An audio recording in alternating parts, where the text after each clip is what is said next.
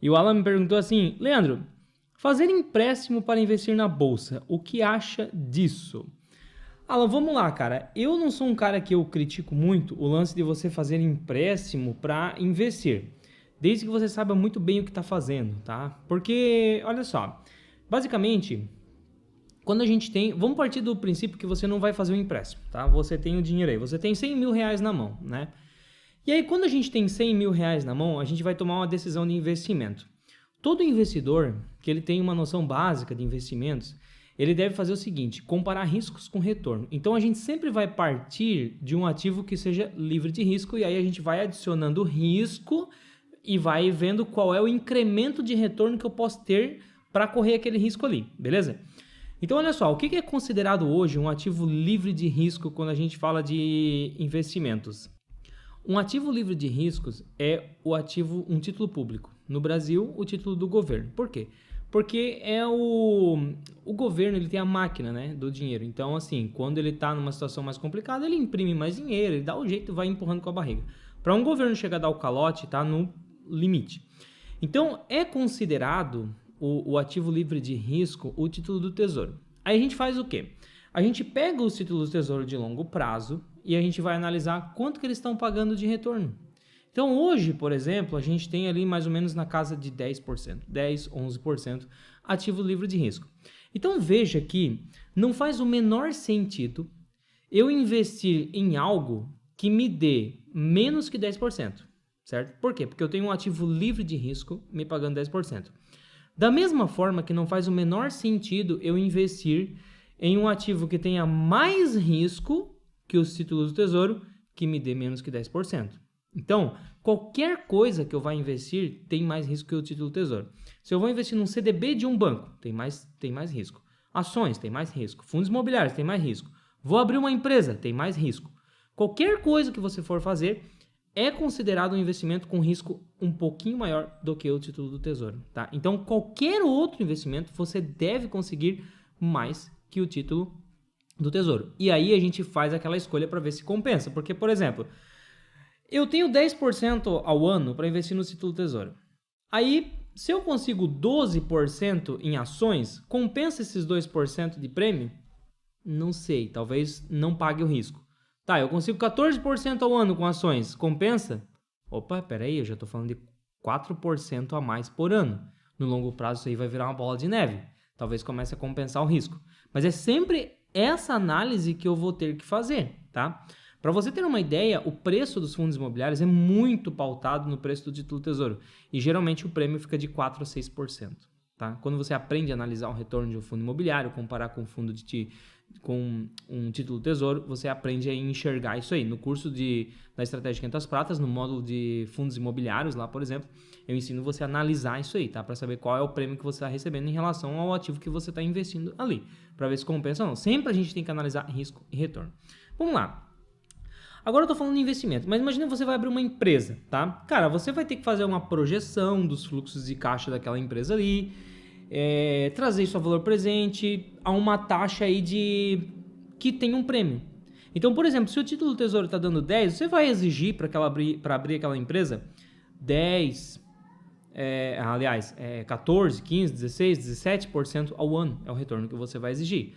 Pô, se nós temos um cenário de taxa de juros muito baixa, o título do Tesouro está pagando 4%, então, pô, de repente eu abri uma empresa para ter um retorno de 8, 9, 10, já seja viável, porque eu estou tendo um prêmio bom.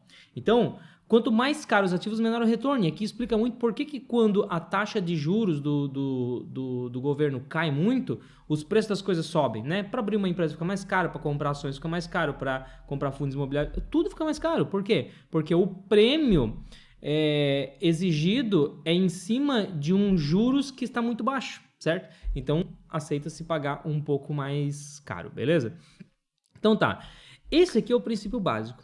Agora veja o seguinte, vamos voltar aqui para a sua pergunta. Vale a pena fazer empréstimo? O que você vai ter que fazer é o seguinte, você vai ter que calcular quanto que você vai pagar de juros por esse empréstimo.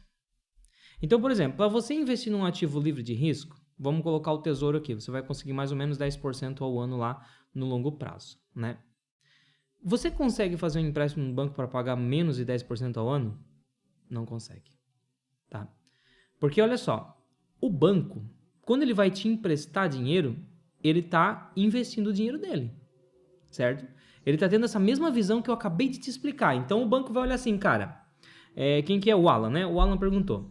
Deixa eu ver aqui. Bom, eu posso pegar o meu dinheirinho, meu caixa, colocar na mão do governo e receber 10%. Só que o Alan está querendo meu dinheiro para me devolver uns juros. Bom, se eu tenho a opção de emprestar para o governo, que eu não tenho risco e vou ganhar 10%, do Alan eu quero 15, 16, 17, 18. É assim que o banco pensa, tá? Então, olha só. O banco, ele vai te cobrar 16% ao ano. Um exemplo aqui. Por quê? Porque ele poderia botar 10 ganhar 10 do governo, quer ganhar 10 de você, então ele vai cobrar 6% em cima de você. Para que compense, você pagar 16% ao banco, você precisa de um prêmio para conseguir investir esse dinheiro em algum lugar. Então você tem que ter no mínimo um retorno de 18%, de 20%. Vamos dizer que você vai ganhar 4% em cima do que o banco vai te cobrar. Entendeu? Então olha só, veja que é um vai e volta, por isso que fica mais difícil. O banco ele pode investir aqui no governo, ganhar 10%, mas ele decide emprestar o dinheiro para o Alan, porque o Alan vai pagar 16% ao ano para ele. Aí o Alan pega por quê? Porque o Alan viu que tem uma opção de investir ou em ações, em fundos imobiliários ou em algum negócio para ganhar 20%. Cara, 20% ao ano não é muito fácil, tá, Alan? Não é muito fácil. Então olha só, eu não vou dizer que é burrice emprestar dinheiro do banco para investir. Não, eu vou dizer que é burrice fazer isso sem saber o que está fazendo. Se você vai pagar 16% ao ano para o banco e você tem certeza que você vai conseguir 20% ao ano no período do seu empréstimo, investindo em ações e fundos imobiliários, pode fazer. É boa. Eu não faço, porque eu sei que não é fácil ganhar 20% ao ano investindo em ações e fundos imobiliários de forma garantida. Não é fácil. Então eu não corro esse risco. Eu prefiro fazer com caixa meu, tá? Eu não faço empréstimo para investir. Simples assim. Para abrir uma empresa, se eu tenho um negócio garantido, eu tô vendo, pô, cara, isso aqui tá certo, é uma demanda, é só eu abrir, botar o negócio rodar, vou ganhar 20% ao ano, cara, eu pego um empréstimo do banco de 15% ao ano, por quê? Porque é muito certo que esse fluxo de caixa que essa empresa vai me gerar aqui e o custo que eu vou ter para abrir ela vai dar 20% ao ano. Então eu vou pro pau. Beleza? Agora investir na bolsa, não faço empréstimo. Vamos lá. Eu gosto sempre assim, né, galera? Eu não gosto da ideia de chegar aqui e dizer nada, meter o pau, porque não, porque tá errado, porque é sardinhagem. Cara, você tem que entender o que tá fazendo. Eu te expliquei o meu fundamento e por que eu vejo que para bolsa não faz sentido, talvez para abrir uma empresa faça. É matemática, tá? Agora sim, você faz as suas análises. Eu dei as ferramentas para você fazer a sua análise. E aí você me diz aqui nos comentários se no teu caso compensa ou realmente não, tá?